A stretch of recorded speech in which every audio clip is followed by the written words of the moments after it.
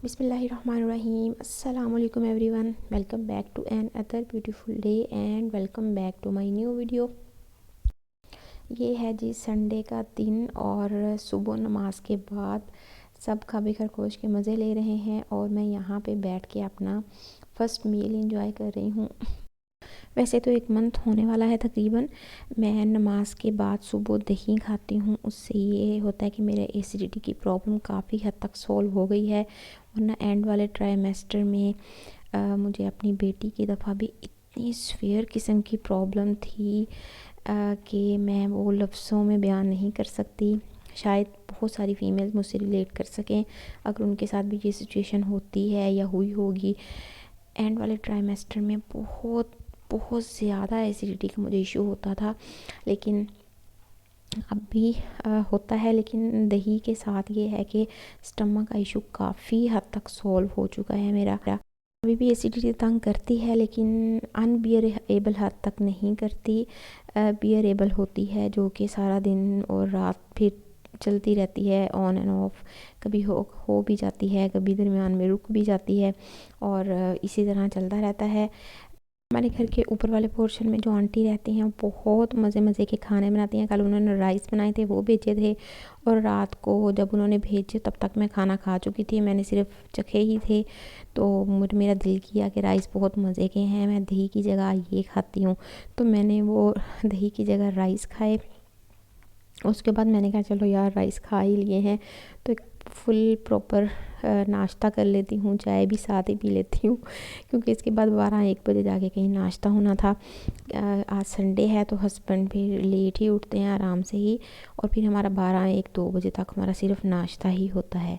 और साथ ये मैं दूध की बोतल भी बाहर निकाल के रख देती होती हूँ रात को फ्रीज़र से, सुबह तक ये भी मेल्ट हो जाती है और नमाज के फ़ौरन बाद मैं दूध को भी हल्की आंच पे रख देती हूँ और ये भी थोड़ी देर में फिर इसके सर पे खड़ा नहीं होना पड़ता। सुकून और तसल्ली से दूध भी बॉयल हो जाता है। अब मैं चाय के साथ केक ले रही हूँ। दोनों केक मेरे फेवरेट हैं। एक तो इस्लामाबाद की एक बेकरी का ही है, तहज़ीब का। जो इस्लामाबाद में रहते हैं उनको तहज़ीब का अच्छे से आइडिया होगा, बहुत फेमस बेकरी है, बहुत ज़बरदस्त टेस्ट होता है उसकी हर चीज़ का ही। और दूसरा केक मेरा हासिलपुर से आया हुआ है, मेरी मदर इन लॉ आई थी तो वो लेके आई थी। वहाँ के ये वाले केक्स मेरे फेवरेट हैं। मैं वहाँ पे होती थी तो मैं और मेरी सास भी ये बहुत शौक़ से खाते होते थे तो इस दफ़ा आई थी तो मेरे लिए लेके आई थी।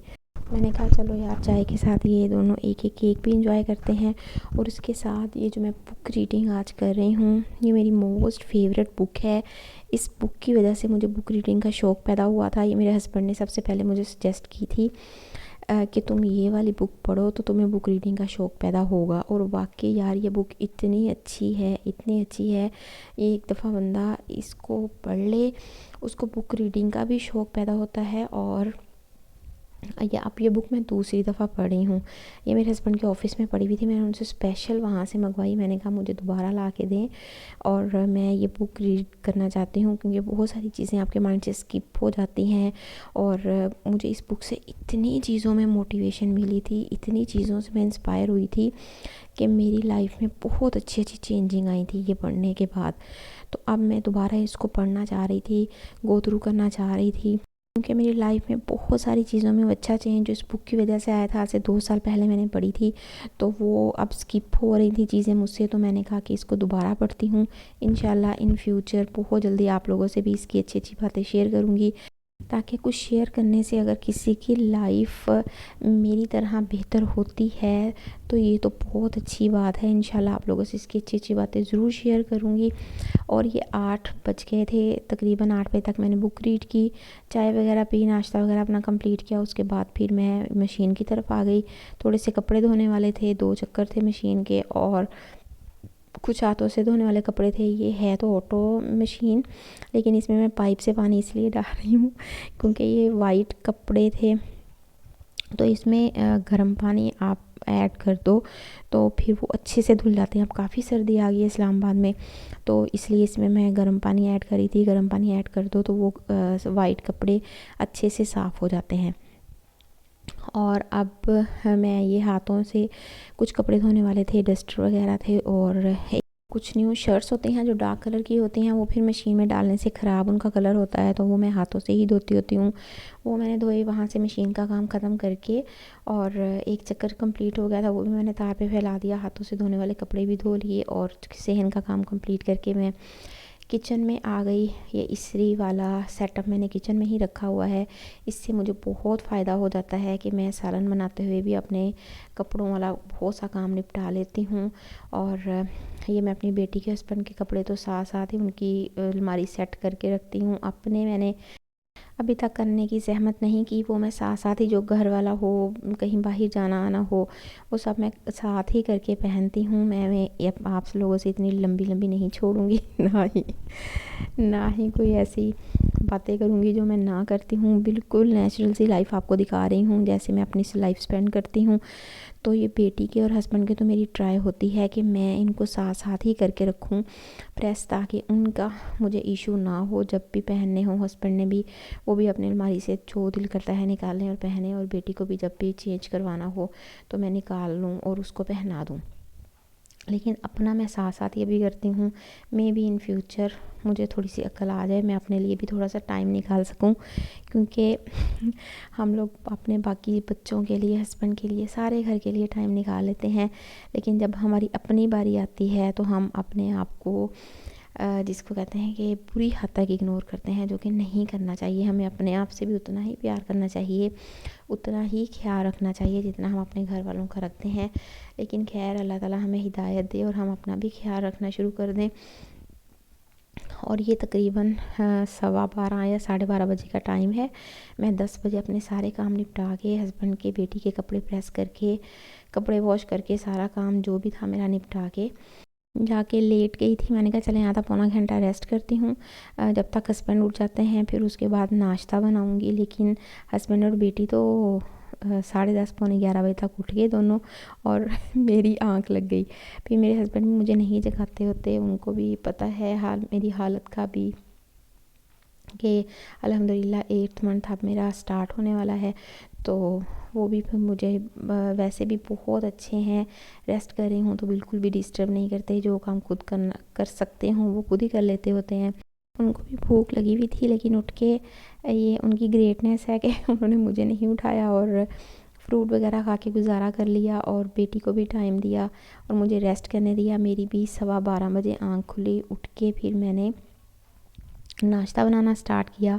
आज आलू की भुजिया बना रही थी, आलू की भुजिया भी कह सकते हैं इसको, चटपटे आलू भी, जो भी आप कहना चाहें इसको कह सकते हैं, क्योंकि रात को सालन थोड़ा बचा था तो अब वो पूरा नहीं आना था, इसलिए इस वजह से फिर मुझे ये आलू की भुजिया भी बनानी पड़ी, और ये मैं बना रही थी। साथ में मैं आपको एक छोटी सी पराठे की रेसिपी शेयर करती हूँ, जो कि मेरे हस्बैंड और भी और मेरा भाई भी, क्योंकि आजकल मेरी अम्मी आउट ऑफ सिटी गई हुई हैं, भावलपुर गई हुई हैं। मेरी दादू काफ़ी ज़्यादा बीमार हैं, तो वो उनका पता करने गई हुई हैं। और मेरी अम्मी के घर में से मेरी अम्मी होती हैं और भाई होता है। भाई की भी शादी नहीं हुई और हम तीनों बहनों की शादियां हो चुकी हैं। मेरा घर नज़दीक है अम्मी के घर से, तो मैंने फिर भाई से कहा था कि आप सुबह ऑफिस जाते हुए भी मेरे घर से नाश्ता करें और शाम को वापसी पे भी खाना मेरे घर से खा के जाया करें जब तक अम्मी नहीं आती। तो आज संडे था, कल रात को हमने भाई को अपने घर ही रोक लिया था कि आप आज रात इधर ही रह लो। अभी वो भी सो के उठा था और सारे सो के उठ चुके थे। ये मेरे हस्बैंड और मेरा भाई बहुत कम ऑयल में पराठा टाइप, इसको रोटी कह सकते हैं, कि यानी सिर्फ इसकी अंदर वाली लेयर में मैं देसी घी लगा देती होती हूँ या ऑलिव ऑयल लगा देती होती हूँ, वो लगा के, और ऊपर वाली आप इसकी सरफेस पे मैं कुछ भी नहीं लगाऊंगी, ऐसे ही मैं सादा सी बल वाली रोटी बना लूँगी।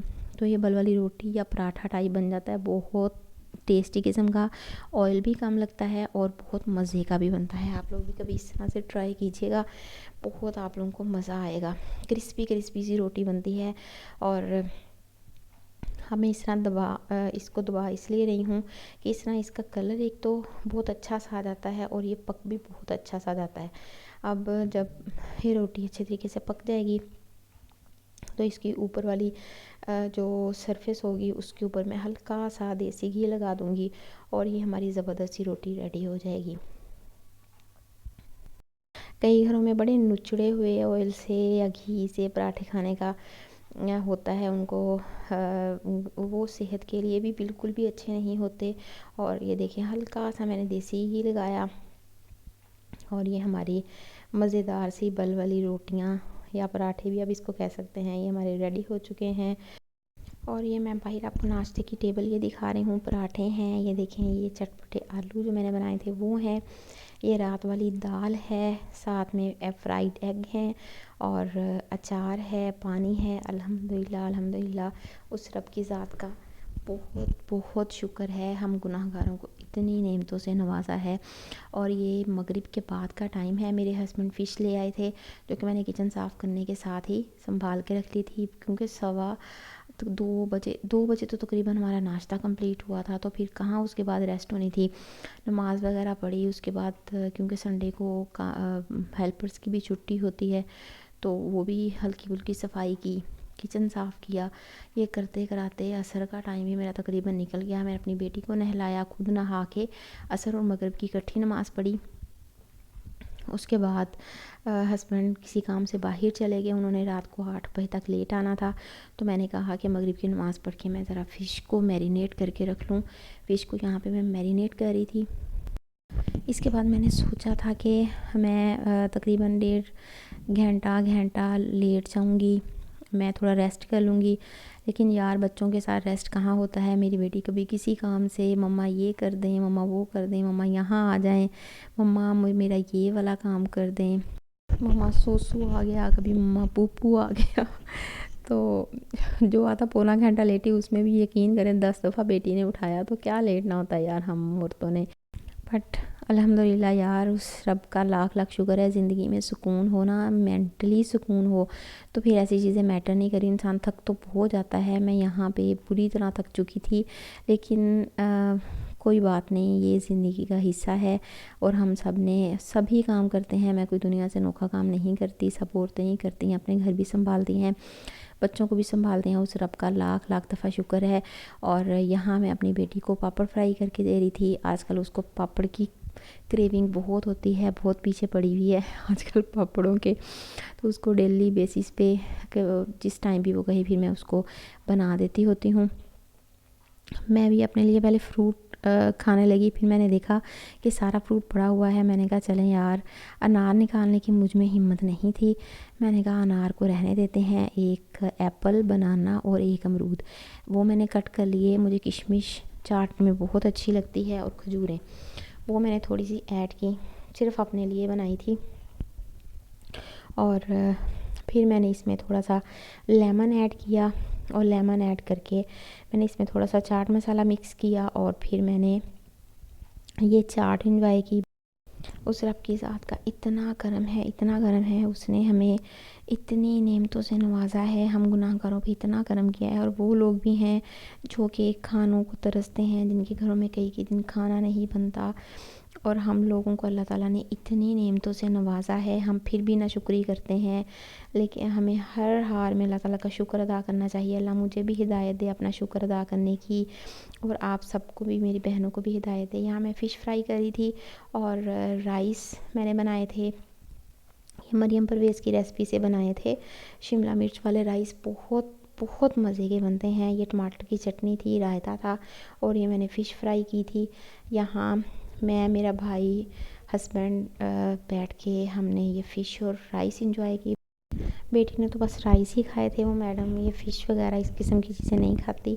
और उसके बाद ये किचन वगैरह संभूलते रात के ये 10 बजे का टाइम था और गैस जाने वाली थी। मैंने कहा कि जल्दी से ना अपने लिए बेटा चाय बना लो और बाद में कोई और फिर काम करना। चाय मैंने ऊपर रखी, उसकी हल्की आंच करके मैं यहाँ आ गई रूम में। आज ये पतले वाले ब्लैंकेट अंदर रखने थे और मोटे वाले निकालने थे। एक मैंने अपने लिए तो रात को ही निकाल लिया था, मुझे ठंड फ़ील हो रही थी। और आज हस्बैंड ने भी कहा कि मुझे रात को पतले ब्लैंकेट में काफ़ी सर्दी फ़ील हुई थी, तो आप मेरे लिए भी आज मोटे वाला ब्लैंकेट निकाल दो। तो फिर मैंने ये पतले वाले ब्लैंकेट रखे, ये कम यूज़ हुए थे, ये वॉश होने वाले नहीं थे। और एक ही ब्लैंकेट था पतले फ्लीस वाला जो कि वॉश होने वाला था, वो मैंने बाहर ही रखा। मैंने कहा कि इसको सामने ही रखूँ ताकि इसको जल्दी वॉश करके रखूँ। फिर अगर अंदर मैं रख देती किसी अलमारी में रख दूँगी तो फिर वो बेचारा पड़ा ही रह जाएगा, काफ़ी दिन इग्नोर होता रहेगा।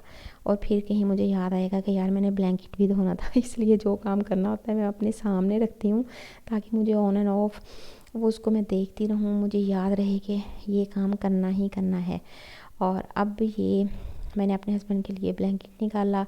अब मैं अपने बेडरूम में ये दोनों ब्लैंकेट रख के आऊँगी। उसके बाद फिर मैंने बेटी को दूध का फीडर दिया, अपनी चाय का कप पकड़ा, रूम में आके सुकून से बैठकर अपनी चाय एंजॉय की।